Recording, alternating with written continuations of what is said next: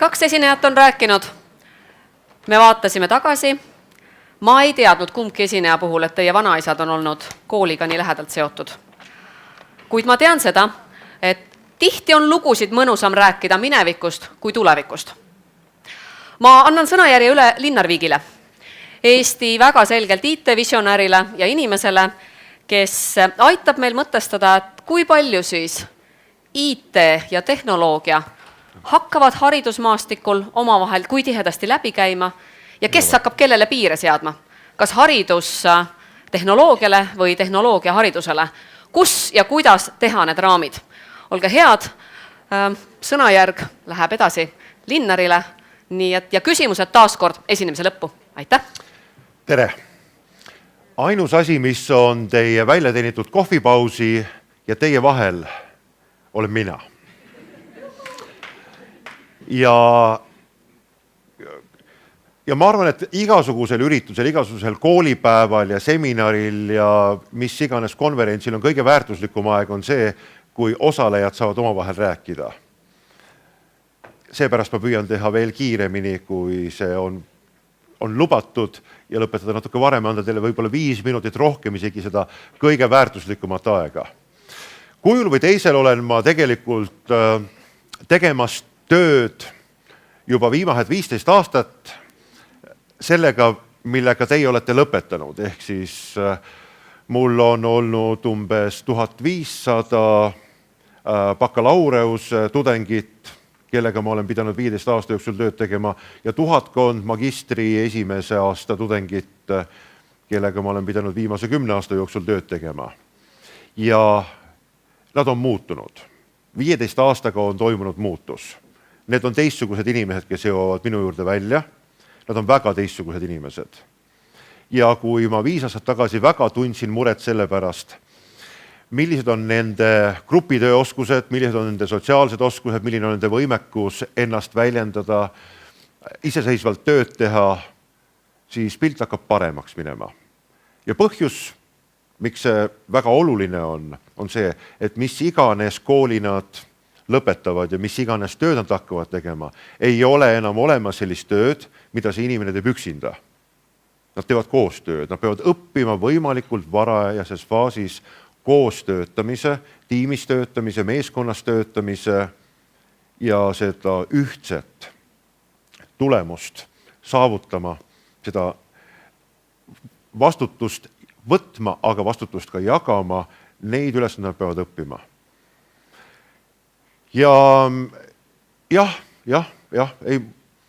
Ma ei ole enam vist aastaid ühtegi seminari pidanud sellises klassiruumi ülesehitusega ruumis.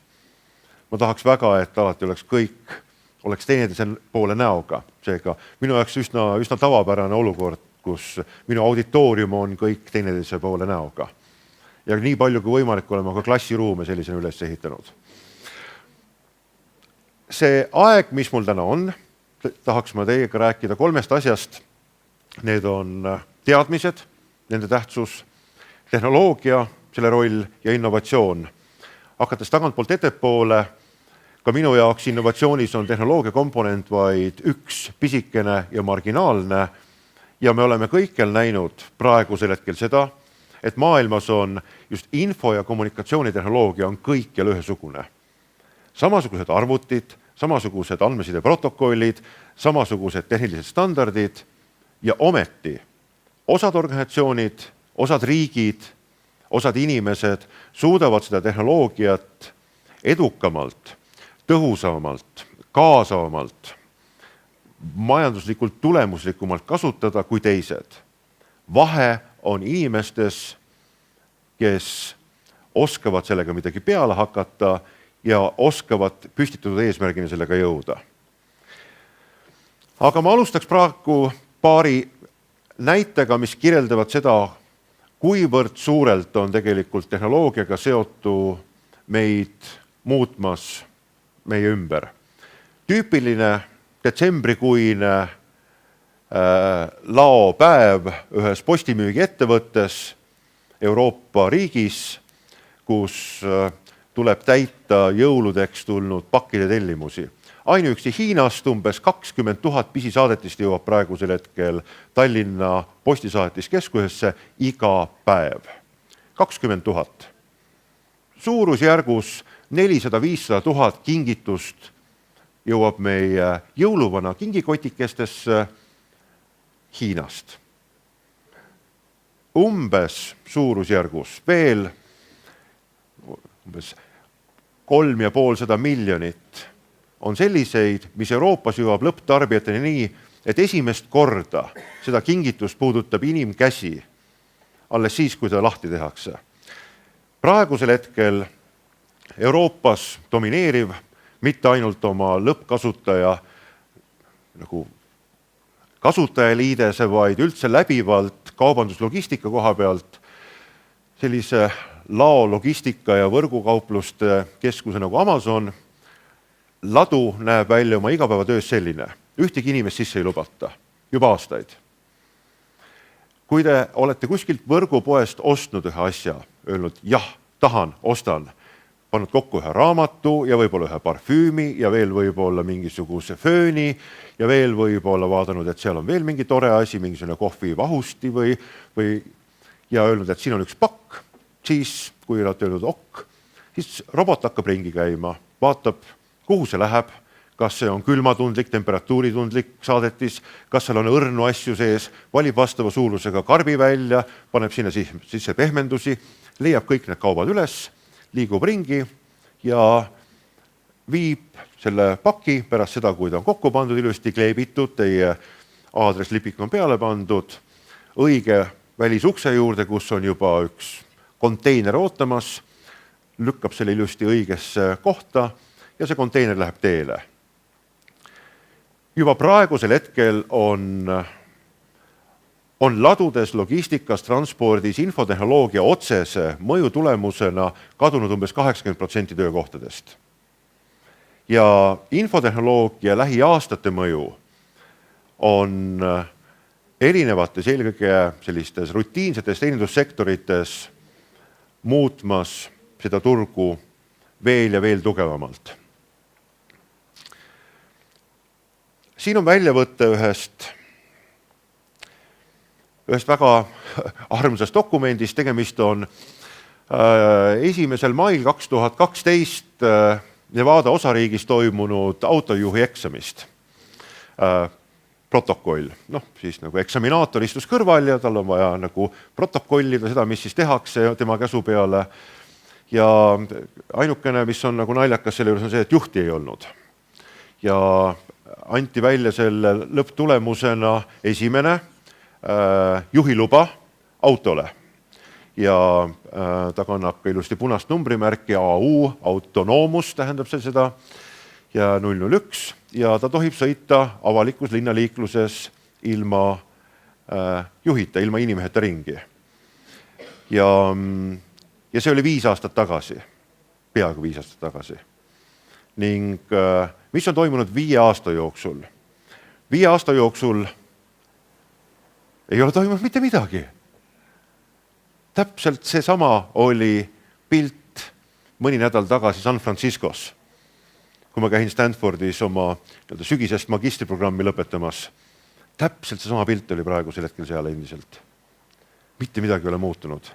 Aga meie kampuse lähedal on nagu midagi muutumas. On muutumas 5 aastat tagasi ei olnud see võimalik. See oli nagu unenägu. Et ühe reguleeritud ristmiku juures toimuks midagi sellist, mis täielikult on ettekujuteldamatu, kus masinad langetavad otsuseid, jälgivad ümbritsevat keskkonda ja suudavad selle kõigega hakkama saada. Selle aasta novembri keskpaigas elasin ma üle ilmselt kõige kohutavama hetke oma elus, kui ma istusin autorooli ja ma ei puudutanud mitte midagi. Ja see auto tegi umbes 7-minutilise ringi sealt Tesla kampusest väljapoole, sõitis reguleerimata ristmikel tipptunni ajal ringi, langetas minu eest otsuseid, ma olin üleni higine, kui see kõik oli lõppenud. Ma värisesin üleni ja siis ma mõtlesin hoopis teise asja peale. Ma mõtlesin, et minu lapsed saavad veel ilmselt juhiload. Aga väga tõenäoliselt minu lapselapsed tulevad jõulude ajal mulle külla ja siis ütleb, vanaisa, räägi, kuidas sa autoga sõitsid. Nagu päriselt nagu ise keerasid rooli ja see oli umbes 3 tonni metalli. Nagu 100 kilomeetrit tunnis sõitis ja te julgesite. Kuidas te julgesite? Kuidas te julgesite sellist asja teha? Täiesti uskumatu. Kas te ei kartnud üldse või? No, et see nagu kraavi keerab ja katki läheb ja kõik saavad surma ja mõtlesin, et jaa, paraku juhtus küll niimoodi, et iga päev nagu inimesed said surma peaaegu ja täna hommikul kuulasin ka uudistest, et oli nagu 15 joobesjuhtija, 3 narkojoobesjuhtija, keskmiselt on praegu hetkel Eestis selline statistiline keskmine, et iga purjusjuhi kohta tuleb või iga 3 purjusjuhi kohta tuleb 1 narkojoobesjuht ja neid on umbes nagu 3-40 päeva jooksul, mis leitakse, avastatakse, kätte saadakse. Ja mõtlesin tõesti, et nagu, kuidas te julgesite üldse sel ajal seda teha? See oli kohutav kogemus, aga seda ei olnud ka võimalik 5 aastat tagasi isegi mitte ette kujutada. Kõige selle mõju on olnud teadmiste, tehnoloogia ja innovatsiooni kontsentratsioon, mis on pretsedenditult praegu hetkel toimumas maailmas. Teadmiste ajalugu on ikkagi pigem olnud läbi aegade kognitiivne. Sel aastal me tähistame umbes 100 000 aastat, juubeliaasta, kui me oleme kõnelemas, ennast sõnades väljendumas. Mõnede arvates juhtus umbes 75 000 aastat tagasi, mõned arvates umbes juba 100 000 aastat tagasi, kui inimene eristus sellest, et tal oli võime edasi anda, muuhulgas ka põlvest põlve, inimeselt inimesele, informatsiooni läbi verbaalse väljendusvormi.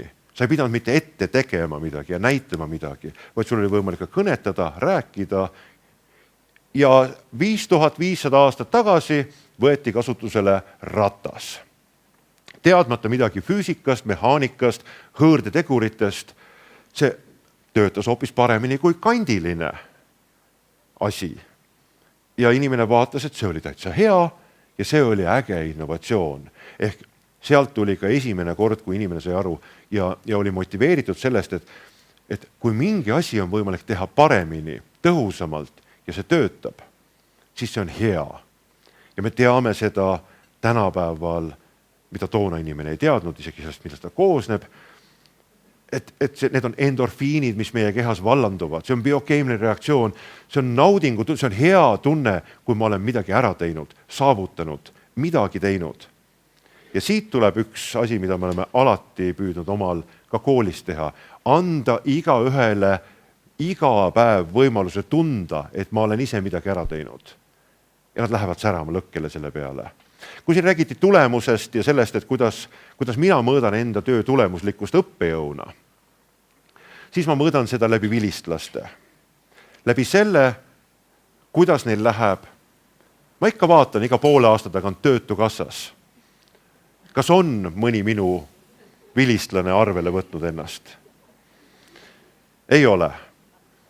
Ma ikka loen aeg-ajalt lehest ja kuulan tagasisidet ja kõige kihvtim kompliment on muidugi see, kui nad tulevad, istuvad lihtsalt foajees ja siis, kui mul on loengu vaheaeg, tulevad ja räägivad juttu, ütlevad, et see oli kihvt aeg ja tulevad ja ütlevad aitäh ja räägivad, kuidas neil läheb praegu. Või tulevad hoopis mu firmasse tööle ja ütlevad, kuule, kas ma saaksin nüüd sinu juurde tööle ka tulla? Need on komplimendid. Teadmiste mõju peegeldub ka sellel pildil, mis võib tunduda nagu tänapäeval üks selline suvaline tehnoloogia ettevõtte või Facebooki kasutajate arvu kasv. Ei, see on 100 aasta peale jaotatud alumiiniumi tootmine miljonites tonnides aastas. Alumiiniumit oli aastal 1900 täpselt sama palju meie emakese maa koores, pinnal ladestunud erinevates vormides kui praegusel hetkel. me lihtsalt ei osanud teda kätte saada.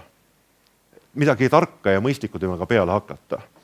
Ainukene, mis on lisandunud ja lisandunud ja lisandunud juurde, on teadmised ja oskused teda kätte saada looduse käest ja temaga midagi mõistlikku peale hakata.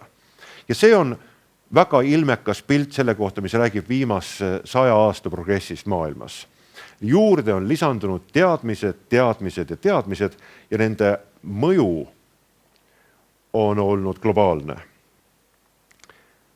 Sellised vanad barjeljeefid, mis räägivad sellest, kuidas teadmisi edasi anti aegade jooksul ja kuidas tööstusühiskond kujundas sellise klassiruumi, liinitööliste õpetamise meetodi on paraku jäänud meil kehtima tänapäevani. Hiina raadio- ja televisiooniülikool on maailma suurim kõrgkool praegusel hetkel, kus õpib kokku praegu hetkel umbes 75 miljonit üliõpilast ühes kõrgkoolis. Me ei kujuta isegi seda mastaapi ja mahtu ette. Ja selle tulemusena on teadmised mõnes mõttes ka devalveerunud või ütleme, teadmiste formaalne edasiandmise protsess on devalveerunud. Selle päeva eel küsiti teilt ka mõned küsimused ja üks küsimus, mis ma küsisin, üks väide, mis ma esitasin, oli see, et 10 aasta pärast ei ole riigieksameid olemas formaalse teadmiste hindamise mõõdupuuna. Ta on kaotanud oma olulise tähtsuse. Mis te arvate, kas need, kes vastasid, nõustusid sellega või olid seda meelt, et riigieksam on ka 10 aasta pärast olemas? Mis te ise arvate? Vastanutest 90% leidis, et riigieksamit ei ole 10 aasta pärast olemas. Ma ei tea, kuidas me selleni jõuame, 10 aastat on hariduses väga lühikene aeg, aga kui te olete seda meelt, et 10 aasta pärast seda ei ole, siis seda ka ei ole. Te olete need ju, kes teevad selle, mis toimub hariduses igapäevaselt. Nii, lähme järgmise teema juurde, see on tehnoloogia ja tehnoloogia mõju meie ümber. Tehnoloogia ei ole mitte kunagi hea iseenesest, ega tehnoloogia ei ole iseenesest ka kunagi halb, aga ta ei ole mitte kunagi ka neutraalne. Tal on alati olemas oma mõju, see on tehnoloogia ajaloolase Melvin Kranzbergi üks olulisemaid teese olnud läbi ajaloo ja nii see on olnud kunagi ja on ka praeguse hetkel. Muu hulgas see puudutab ka haridustehnoloogiat. Haridustehnoloogia või tehnoloogia viis meetod selle kohta, kuidas teadmisi edasi anda, on normeeritud, reglementeeritud, seda on püütud süstematiseerida väga pikka aega. Seda on püütud erinevate uute tehnoloogiliste lahendustega pärjata teleülikoolidest, selliste kino, dataprojektori, lüümikute, kõik võimalike viisidele, kuid alati on olnud nagu üks oluline lähtepunkt. Klass on olnud täis õpilasi, kes istuvad ühe moodi reas näoga õpetaja teadmiste allika poole. Väike erinevus võib-olla on olnud, kes veel ei tea, praeguselgi hetkel üldharidust omandab maailmas läbi lühilaine koolide umbes 4-5 miljonit õpilast igapäevaselt. Nomaadsetes piirkondades, nii Aafrikas, Mongoolias, Venemaa põhjapiirkondades, ka Alaskal, mitmetes piirkondades on endiselt kasutusel lühilaine põhikoolid, algkoolid, kus õpilastel on olemas õppematerjalid, kus nad iga päev istuvad raadiosaatja ette ja kuulavad seda, mida õpetajad endale räägivad. Kõik need on olnud tehnoloogiad, mis on pandud ainult ühte vormi, kuidas liiguks info ühest allikast võimalikult paljudeni. Ja internet ei ole ka seda muutnud. Laste mänguasjad, siin on ka minu poja ja tütre õpetajaid ja lasteaia kasvatajaid ja võib-olla ka tulevasi õpetajaid. Igal juhul üks esimesi asju, mida minu poeg valmis tegi, oli endale teha mobiiltelefon ja sülearvuti Legodest. See ei töötanud väga hästi, aga tal jumalast hästi see õnnestus, ta oli väga rahul sellega ja hommikul nagu isa läks ta tööle, pani endal sülearvuti kokku ja või pani endal mobiiltelefoni taskus, ütles, et läheb tööle. Ja meie, kui rääkida lugudest, siis meie üks kõige südant lõhestavamaid ja keerulisemaid lugusid on seotud mobiiltelefoniga. Minu lapsed on harjunud sellega, et vanemad käivad ringi ja aeg-ajalt ikka räägitakse. Kus mu telefon on, ta kuskil on laua peal, siis võetakse kaasa, siis räägitakse sellega. Kõik inimesed käivad ringi ja tal on kogu aeg telefonid olemas. Ja siis Johannes oli umbes 3 aasta vanune, me olime vanaisa juures ja vanaisa juures on vanakooli lauatelefon. Juhe tuleb välja, läheb seina ja Johannes on näinud igast asju siin elus juba selleks ajaks, kui sa oled 3-aastane. Siis ta küsis, aga mis see on? Ütleb, telefon, näed, nagu harilik, nagu telefon. Aga miks ta seina küljest kinni on? Sellele eelnes tegelikult üks teistsugune vestlus, kus lapsed selleks ajaks, kui nad on 3 aastat, on palju asju näinud oma elus. Meil on olnud väga palju sõpru, kellel on koerad ja kassid ja loomad ja värgid ja kõik koerad on kogu aeg lahti ja jooksevad ringi ja on hästi rõõmsad ja neid saab paiatada ja silitada ja on hästi armsad. Ja siis me käisime maal ja sugulas juures oli koer, kes oli seina küljes ketis. See oli ketikoer. Miks kutsu ketis on? Mina ütlesin nagu onu pojale, et sinu koer ise seletad lastele. Vaatame, kuidas sa hakkama saad sellega. Siis ütles, et see ei ole nagu päris hea kutsu, eks ju. Et ta nagu jookseb ära ja ei ole päris hea selline kutsu. Ja nüüd ehitame selle ühe situatsiooni teise kokku, mida siis Johannes arvas sellest telefonist, mis oli seina küljes kinni. Ta arvas, et see ei ole võib-olla päris hea telefon. Sellepärast ongi juhtmega seina küljes kinni. Katsuda sellegeks teha nüüd seda. Need juhtmed on ka mu tütrele alati väga meeldinud, kus talle kõige rohkem meeldis millegipärast alati USB-kaablit lutsutada juba väiksest peale. Ja siit tuli mu teine väide, mis oli seotud väikeste lastega ja küsimus selle kohta, kes on meie laste ümber. Mis te arvate? Kuidas te vastasite? Kas 10 aasta pärast on meil lasteaedades esimesed robotkasvatajad? Jah, nii see on. 90% teist arva, et mitte mingil juhul ei ole. Mõned ikkagi arva, et on. Paradoksaalselt muidugi, neid on juba praegu. Meie kõikide lapsed on üles kasvanud telekatega. See on parim lapsehoidja on televiisor, mille ette on lapsed pargitud viimased 20 aastat. Selleks, et saada kas või see üks hetk endale see rahulik väikene hetk, see 5 minutit endale ja siis 10 minutit võib-olla endale, siis pool tundi endale. See on jumalukene, kui hea lapsehoidja on televiisor või mobiiltelefon või tahvelarvuti, nutiseade. Need on nii head lapsehoidjad. Ei ole mingit vahet, kas see lapsehoidja on robot oma käte ja jalgadega ja nunnu välimusega, nagu neid Jaapanis toodetakse praegusel hetkel füüsiliste puuetega või rehabilitatsiooni vajavatele inimestele, kellega on kontakt ja kontakti leidmine mingil põhjusel nii vanematel inimestel, aga ka eriti noorematel inimestel oluliselt lihtsam kui põhivõõra inimesega. Tehnoloogiaga, empaatilise, sisulise kontakti leidmine on lihtsam tehnoloogiaga kui inimesega. Ja lõpuks innovatsioon. Sama koht, sama sündmus, üks aasta on 2005, teine aasta on 2013. Vatikan valge suitsu ootuses väljakul rahvas. Te näete muutust.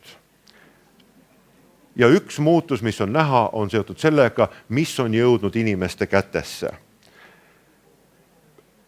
Meil oli väide, mis ma teile esitasin, et 10 aasta pärast õpitakse vähemalt 50% kõigist ainetest digikanali kaudu. Jah, enamus teist nõustus sellega, et vähemalt 50% gümnasistidest õpivad seda digikanali kaudu. Ja kui ma vaatan, kuidas see praegu hetkel toimub, ka praegu hetkel juba toimub pildi tegemine, teineteisele saatmine, selle jagamine, nende võrgustike kaudu informatsiooni liigutamine digitaalsel kujul õpilaste vahel enam kui seda kooli ja õpilase vahel. Lõpetuseks olen ma seda meelt endiselt, et haridus tänapäeval ei ole privileeg.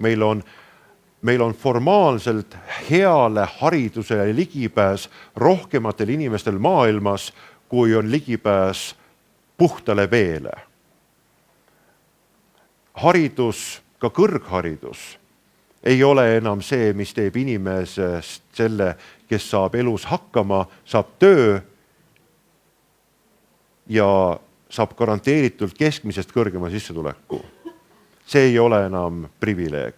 See on normaalsus. See on sama normaalne nagu meie jaoks. See on see, et seinas on pistik ja sealt tuleb elekter või et kui on kraan, siis sealt tuleb vesi. Tuleb normaalne. Inimene on haritud, on normaalne. Aga on midagi teistsugust. On muutumas see, mille jaoks teadmisi kasutatakse ja kuidas teadmised juurde tulevad. Üks olulisemaid väited, ma arvan, mida ma olen ise kogenud oma enda tudengite peal, on see, et elukestev õpe, millest me räägime, see ei hakka peale pärast kooli. See ei ole siis, kui me hakkame inimestel hiljem ütlema, et nüüd tuleb teil uuesti õppima hakata. Elukestev õpe hakkab peale siis, kui me kooli läheme. Kooli minnes tuleb hakata õppima seda, et ülejäänud elu tuleb mul kogu aeg uusi peale kuhjuvaid teadmisi juurde ja neid ma pean oskama omandada jooksvalt, pidevalt, täiendavalt ja need kool pärast seda, mis me praegu hetkel ette kujutame temast, on need, kuhu me oleme ka Eestis teel. Me ei tea keegi, milline see tulevik on, kuna ta on üha rohkem seotud teadmistega ja me ei tea praegu seda, mida me täna alles õpime, sest me alles homme saame teada seda, mida me täna õpime. Seega teadmiste tulemusel tekkiv tehnoloogia ja nende koosmõjus tekkiv innovatsioon, kus inimestel on kõige olulisem roll ja nende inimeste teadmistel, oskustel on oluline roll, ongi need, mis muudavad meie tulevikku ja kujundavad seda tulevikku ja muu hulgas ka kooli ennast. Aitäh!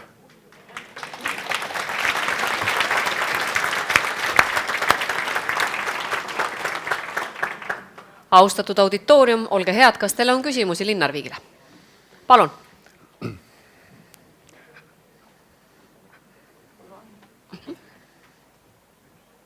Nii.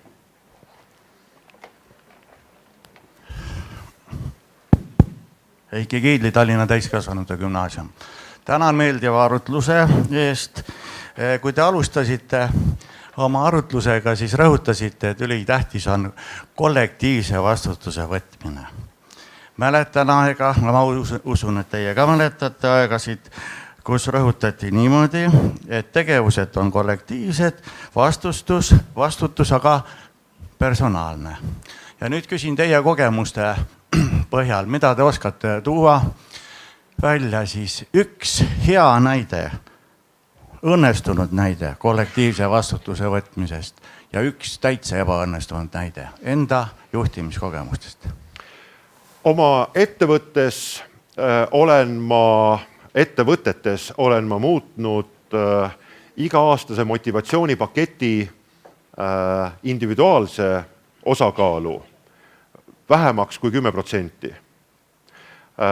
Kui me räägime sellisest motivatsioonipaketist, mille nimi võiks olla näiteks aastapreemia või ütleme ettevõtte teenib kasumit ja me otsustame töötajatega jagada seda kasumit, mis minu arvates on täiesti loomulik, kui me võtame näiteks aktsionäride koosolekul vastu otsuse, et 20% ettevõtte kasumist me jagame oma töötajatega. Siis sellest kasumist, mis me jagame oma töötajatega, ainult 10% on individuaalne. Individuaalne, kus osakonna juhatajad või juhid teevad ettepaneku, kellele seda teha. 20% on selline nii-öelda see võikiht, mis antakse kõigile inimestele, kõigile töötajatele, kes on töötanud ja panustanud. Ning ülejäänud osa toimub ainult tiimide ja edukate tiimide põhjal jagamine. Selle eelduseks on see, et selle tiimi tulemuslikkust on võimalik olnud hinnata ja kuna need tiimid ei ole mitte osakond, ei ole mitte raamatupidamisosakond või mingisugune insener-tehniline osakond, vaid kuna tiimid töötavad projektides üle eri osakondade koos, siis see tähendab seda, et igal konkreetsel projektil on tiim ja tiim tunnetab oma vastutust ja tunnetab ühisvastutust. Saab aru, et meie tiimi tulemus, meie tiimi töö tulemus saab olema meile ühiselt ka motiveeritud. See võttis aega 5-6 aastat ka organisatsiooni jaoks mõista ja aru saada, et oot, aga see projekt, mis me praegu hetkel nüüd saime endale, see, mida me hakkame tegema ja mis kestab meil nüüd pool aastat, selle tulemusele me saame nagu preemiat ühiselt, meie kõik 5 kes me siin tiimis oleme. Mina olen finantsosakonnast, mina olen jurist, mina olen turundusinimene, mina olen IT-arendusjuht, me kõik saame ühiselt ühe preemia. See oli keeruline asi. Ja kui seda ebaõnnestumist esile tuua, siis ebaõnnestumise sisu oli see, kui me püüdsime seda alustada sellist motivatsioonisüsteemi ilma, et see oleks eelnevalt olnud kommunikeeritud inimestele. Eks inimesed peavad saama aru, mida neilt oodatakse ja kuidas nad saavad selle lõpptulemuse. Ka praegusel hetkel ma püüan kõrgkoolis jõuda välja tulemuseni, kus 1/3 ainepunktidest oleks mitte individuaalsed ainepunktid, vaid ühiselt omandatud ainepunktid, ehk me anname õpilasele lõpptulemuse kätte. Ja ma olen kõige uhkem selle üle, et meil on olnud nüüd 3 aastat järjest, on olnud meil kaitsmisel diplomitööd, mitte enam diplomitööd, kus 2 sama kooli 2 eri teaduskonna üliõpilast on esitanud ühise diplomitöö, vaid see, et meie tudeng on teinud koos Kunstiakadeemia tudengiga ühise magistritöö või bakalaureuse-töö ja kaitsmine toimub niimoodi, et sul on 2 komisjoni, üks on Kunstiakadeemia komisjon, teine on meil IT-kolledži komisjon, kaitsmisel koos ja nad peavad suutma kaitsmisel esile tuua seda, mis oli minu osa, minu roll selles töös, mis oli kelle teise osa ja kuidas see töö muutus sellest paremaks, et nad seda koos tegid. Need on olnud näited selle kohta. Aitäh, palun. Aega veel üheks küsimuseks ja siis on veel ka meil üks e-küsimus. Rando Kuustik Jakob Eston gümnaasiumist. Milline teie arvatest näeb välja Eesti kool aastal 2050? See on nagu nii õnnelikult kauge tulevik, et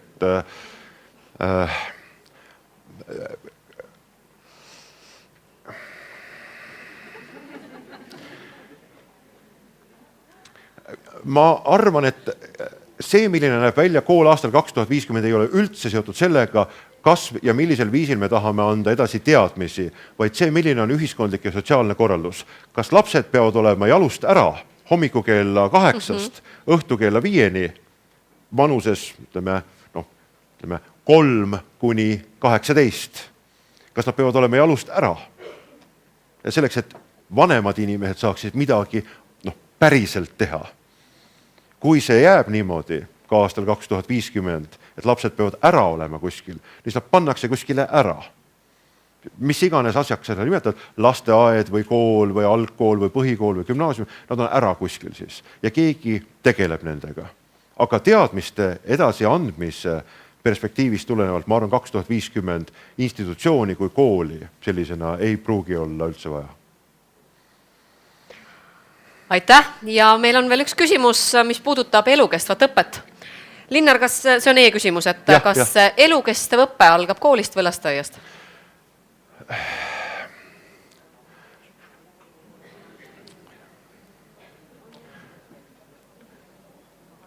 Ma tegin sel aastal esimese katse käia mitte enam nagu gümnaasiumis ega põhikoolis ega algkoolis, vaid ma olen käinud 2 lasteaias innovatsiooni õpetamas. Lasteaia lastele innovatsiooni õpetamas, nii-öelda metoodiliselt, milline mõeldes selle peale, üks asi on protsessi innovatsioon, sul on olemas selle sees ka teenuse innovatsioon, toote innovatsioon, positsioneeringu innovatsioon ja mõttemudeli innovatsioon, innovatsiooni eri mudelid ja liigid ja vaadata, kuidas ja mis haagib. Ja tõsiasi on see, et kõige loovam kamp üldse, kellega ma olen elus kokku puutunud, on endiselt lapsed, kes ei ole veel kooli jõudnud.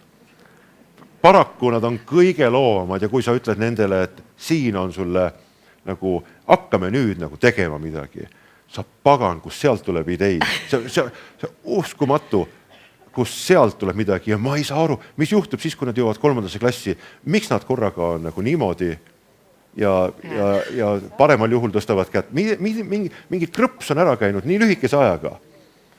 Ja mul tuleb vaeva näha selleks, et neid samasuguseks lapseks teha tagasi, nagu nad mõne aasta eest alles olid. Aga lasteaed, igas vanus on oma meetod olemas ja see, mida nad õpivad kõigepealt, on erinev. Seega jah, elukestev õppe või vähemalt sotsialiseerumine nagu ellujäämiseks tänapäeval oluline sotsialiseerumine hakkab kindlasti peale varem kui esimestes kooliklassides lasteaias. Aitäh, Linnar, selle sütitava ettekande eest. Tead, siin kotis on üks linnumaja. Tee sellega praktilist innovatsiooni ja tule ühel hetkel meie ette tagasi ja räägi, mis sa sellest teha said. See juba läheb täna õhtul üles Haanias. Munasse? Jah. Ma mõtlesin selle peale, kui ma seda kingitust sulle valmis panin. Aitäh. Aitäh. Ja suur aitäh.